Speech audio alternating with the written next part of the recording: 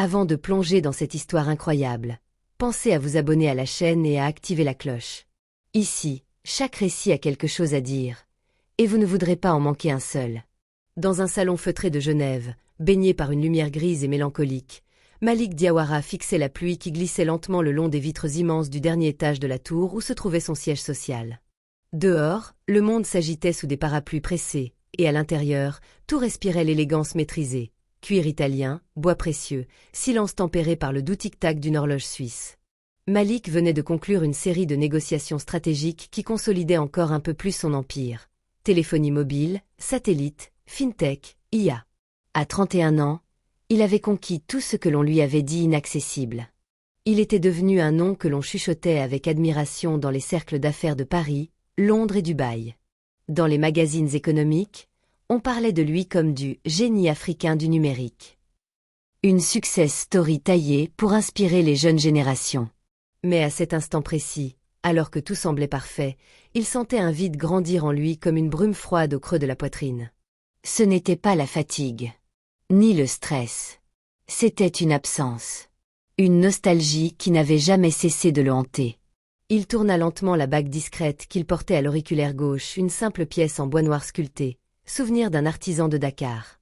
Et alors, comme souvent lorsqu'il était seul, un prénom monta en lui comme un refrain oublié. Gandé. Il n'avait que 7 ans. C'était un autre monde, une autre vie. Un été suspendu dans le quartier populaire de Pikine, à Dakar, où son père avait été muté comme inspecteur général pour une mission de 3 mois. Loin des salons climatisés, des couverts en argent, des écoles internationales. Là-bas, tout était poussière rouge, chaleur moite, rire bruyant et vie partagée. Il se revit, enfant timide, mal à l'aise avec le Wolof, découvrant la liberté d'une rue vivante. C'est là qu'il l'avait rencontrée. Gandé. Petite fille aux yeux malicieux, à la voix aiguë, toujours pieds nus, les cheveux tressés en désordre. Elle riait fort, courait vite, et n'avait peur de rien. Elle l'avait surnommé « Monsieur l'étranger », parce qu'il portait des chaussures même pour jouer à la corde. Ils avaient escaladé des murs, volé des mangues, poursuivi les chèvres des voisins en criant des mots inventés. Il se souvenait d'un après-midi en particulier. Un chien errant l'avait mordu légèrement à la jambe. Il avait pleuré, paniqué. Yandé avait couru chercher de l'eau, déchiré un morceau de sa propre robe pour lui faire un pansement, et l'avait serré contre elle en lui chantonnant une comptine. Et puis un autre jour, elle avait un bonbon à la noix de coco. Un seul. Elle l'avait cassé en deux et lui avait tendu la plus grosse moitié, sans hésitation. C'était la première fois qu'il avait ressenti ce sentiment. Une chaleur dans le ventre, une admiration étrange, une confiance totale. À 7 ans, il ne savait pas le nommer. Aujourd'hui encore, il hésitait à l'appeler amour. Mais c'était plus que de l'amitié. Plus que de l'enfance. C'était une empreinte. Puis un matin, brutalement, son père avait annoncé qu'il repartait à Thiès. Il n'avait pas eu le temps de lui dire au revoir. Il avait juste vu sa cabane vide, le cerf-volant accroché au fil, et un petit caillou peint qu'elle lui avait offert, posé sur la marche. Depuis ce jour, tout était allé vite. Internat, diplôme, Stanford, entreprise. Il avait traversé le monde, signé des contrats, pris des jets privés. Il avait aimé, ou du moins essayé. Mais dans les silences entre deux réceptions, dans les insomnies des chambres d'hôtel de luxe, c'était son rire qui revenait. Son nom qui s'invitait dans ses pensées. Gandé. Son cœur, lui, n'était jamais reparti de Pikine. Quelques semaines plus tard, à Dakar, pour la première fois depuis longtemps, Malik décida de poser ses valises chez sa mère. Dans leur résidence familiale aux Almadies, il voulait s'éloigner des convenances, respirer autre chose que les murs impersonnels des palaces. Il voulait revoir la mer, sentir l'odeur du thiéboudienne, entendre le bruit des enfants dans les rues. « Tu n'es plus habitué à cette maison, hein ?» lui dit sa mère en riant en lui servant du bissap glacé. « On a même une nouvelle domestique. Une jeune femme très sérieuse.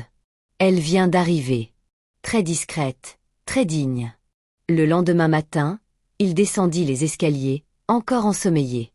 Il entra dans la cuisine, où le soleil dessinait des rayons dorés sur le carrelage.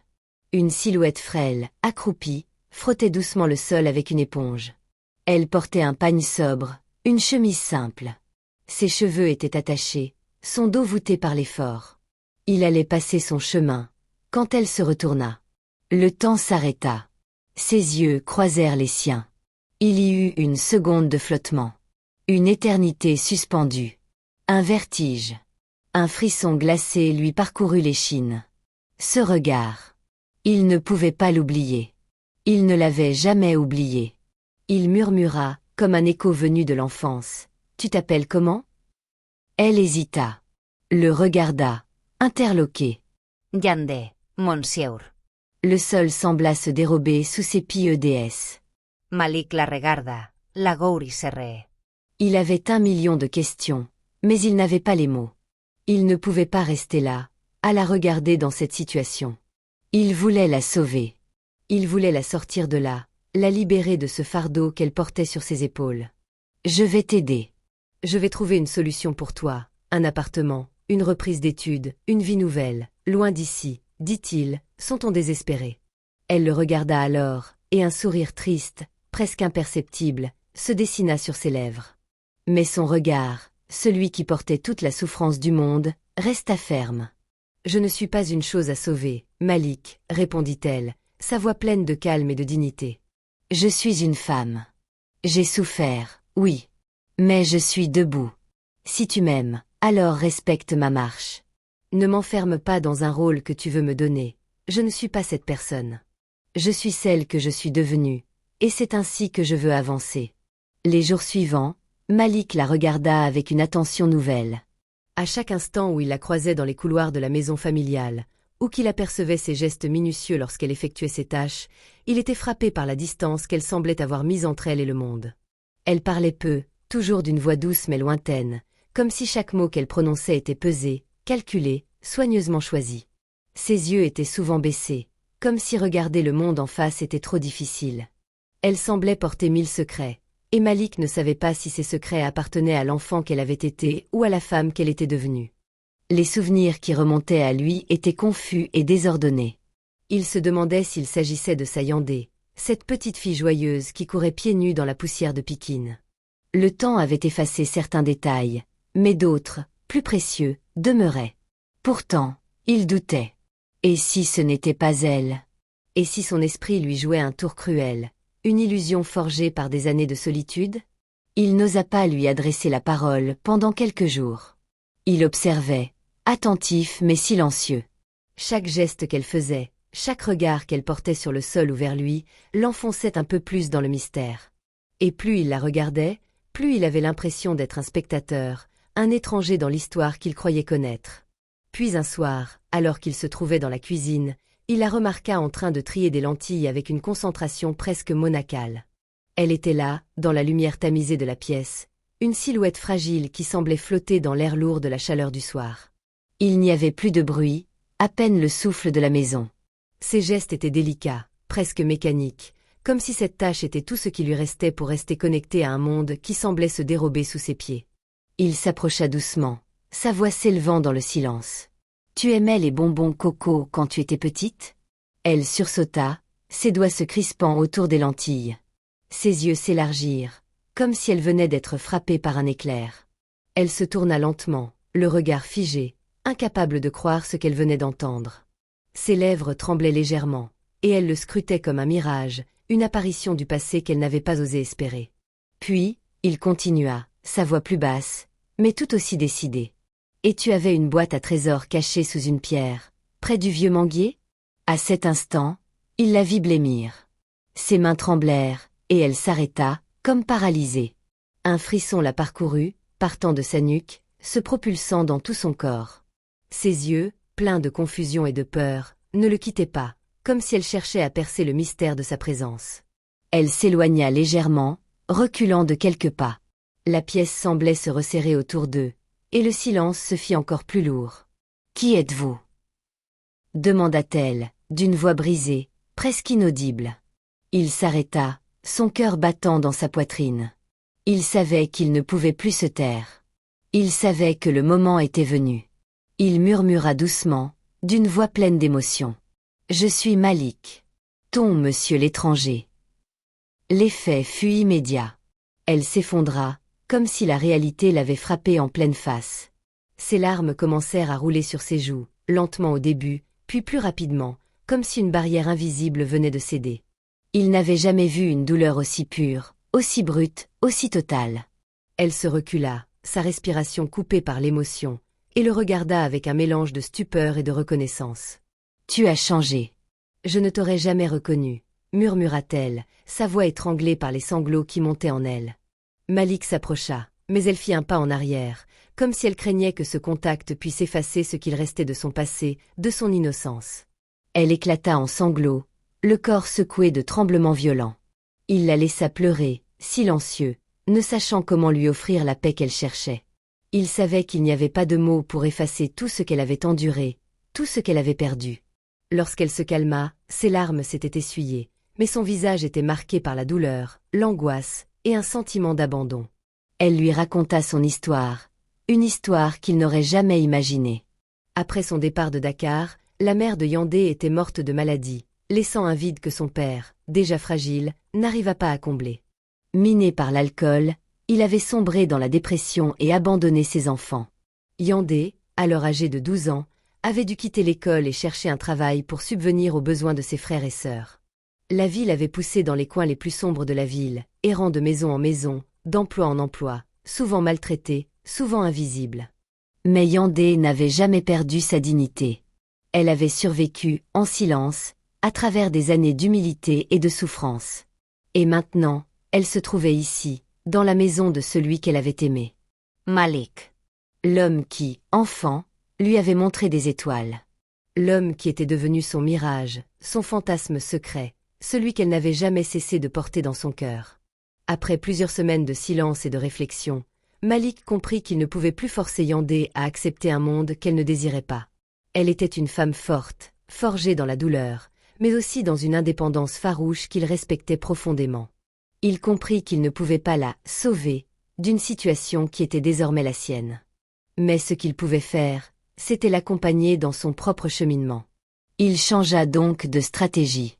Au lieu de lui offrir des solutions toutes faites, il lui tendit la main d'une manière plus subtile, plus respectueuse.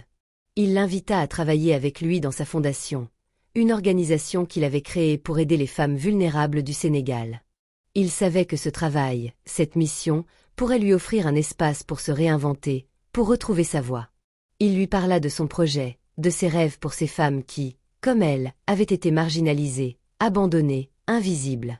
Il n'imposait rien, il lui proposait une opportunité d'embrasser un but plus grand, de se donner un rôle qu'elle pourrait définir par elle-même. « Viens travailler avec moi. Ensemble, nous pourrons faire quelque chose de beau, quelque chose de grand pour ces femmes, » lui dit-il un soir, dans une conversation calme, presque intime. Elle hésita, mais quelque chose dans son regard, dans le ton de sa voix, lui fit comprendre qu'il ne s'agissait pas d'une promesse vide. Il voulait vraiment qu'elle soit à ses côtés. Elle accepta, d'abord avec méfiance, mais peu à peu, la transformation commença. La Yandé qui avait caché ses rêves, celle qui avait dû vivre dans l'ombre pendant tant d'années, retrouva petit à petit la lumière. Elle se forma, étudia la gestion des projets, apprit à prendre la parole en public. Elle redécouvrit sa propre voix, celle qui avait été étouffée par tant de souffrances. Elle apprit à diriger, à guider les autres femmes de la fondation avec une autorité douce mais assurée. Elle n'était plus l'ombre de la petite fille qu'il avait connue. Elle redevenait la lumière, la femme que le monde n'avait pas su voir pendant trop longtemps. Malik, lui, observait son évolution avec admiration. Il la voyait se reconstruire, petit à petit, non pas pour lui, mais pour elle-même. Il ressentait une fierté immense, mais aussi un profond respect pour cette force tranquille qu'elle dégageait désormais. Ils devinrent amis, puis complices dans le travail, puis dans les moments de vie partagés.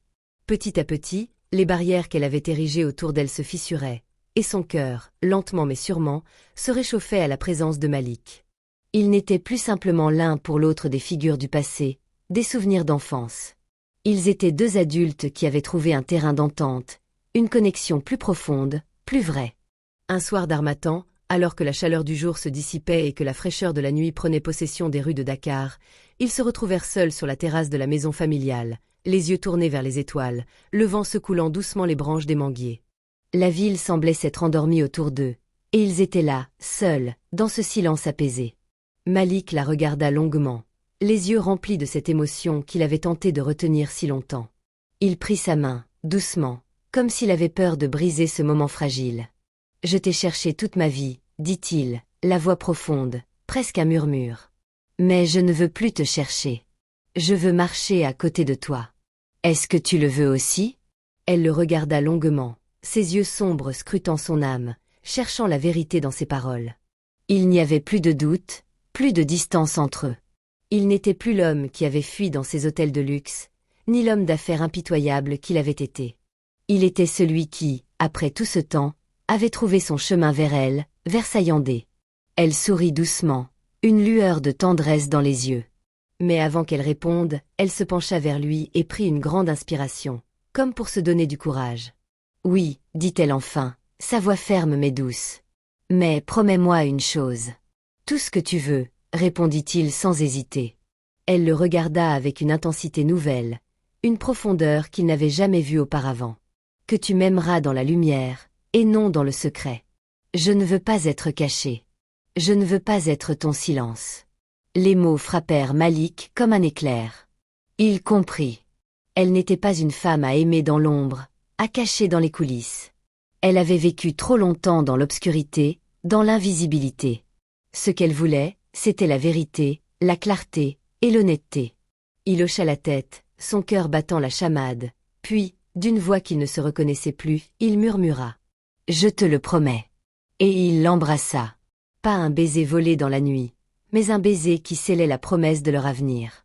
Un avenir qu'ils construiraient ensemble, dans la lumière, sans secret ni mensonge. Le mariage eut lieu 1 an plus tard. C'était un mariage modeste, mais d'une beauté rare. Les rires des enfants résonnaient dans les rues poussiéreuses du quartier de Pikine, là où tout avait commencé. Les femmes dansaient, les vieux souriaient sous les arbres. Les manguiers eux-mêmes semblaient sourire ce jour-là, comme si la nature tout entière bénissait leur union. Malik et Yandé, 2 âmes séparées par le destin mais réunies par un souvenir d'enfance et un amour profond, avaient prouvé que l'amour véritable, celui qui défie le temps et les obstacles, peut traverser toutes les épreuves. Ils avaient surmonté les silences, les barrières sociales et les blessures du passé. Chaque soir, quand il l'embrassait, Malik se souvenait des paroles de la petite fille aux pieds nus. « Un jour, tu me retrouveras. Même si je suis invisible, même si je suis oublié. Tu ekouteras tonkoeur. Et il saura où je suis. » Et chaque soir, il savait qu'elle avait eu raison. Parce qu'il avait écouté son cœur, et ce cœur l'avait conduit à elle.